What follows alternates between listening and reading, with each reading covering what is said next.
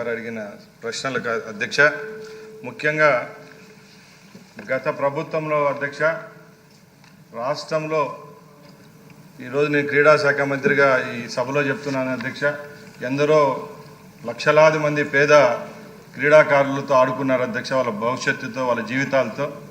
ముఖ్యంగా ఈ ఆడుదాం ఆంధ్ర కార్యక్రమాన్ని విషయానికి వస్తే ఒక మంత్రిగా నాకే సిగ్గుచేటుగా ఉంది అధ్యక్ష. ఎందుకంటే గత ప్రభుత్వంలో 47 రోజుల్లోనే 120 కోట్ల రూపాయలు ఖర్చు పెట్టినారు అధ్యక్ష.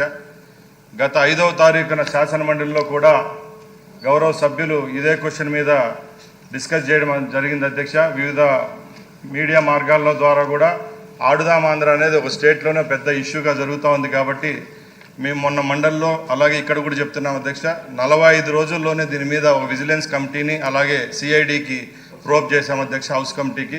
ఖచ్చితంగా దీని మీద ఒక నివేదిక అనేది తీసుకొని వచ్చి ఈ సభలోనే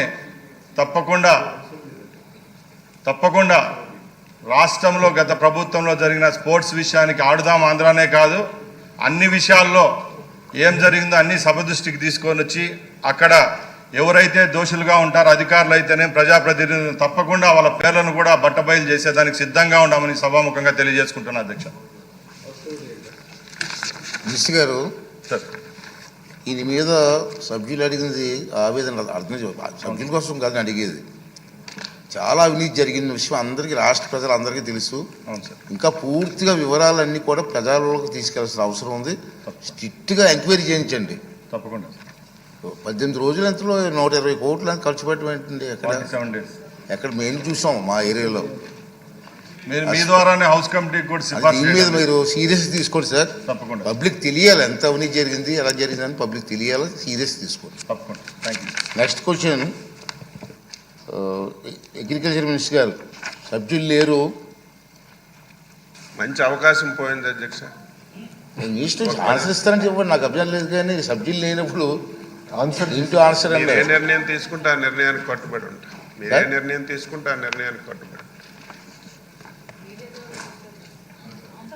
టీవీ ద్వారా వాళ్ళు చూస్తారని అధ్యక్ష. సమాధానం చెప్పిన సమాధానం చెప్తారా? సమాధానం చెప్పండి.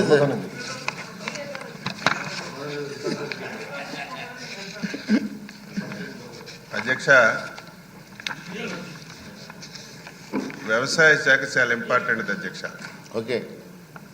లాస్ట్ 5 years ఒక సంవత్సరానికి 7,500 రూపాయలు రైతులకి ఇచ్చి మొత్తం ఆ డిపార్ట్మెంట్ అంతా క్లోజ్ చేశారు అధ్యక్ష.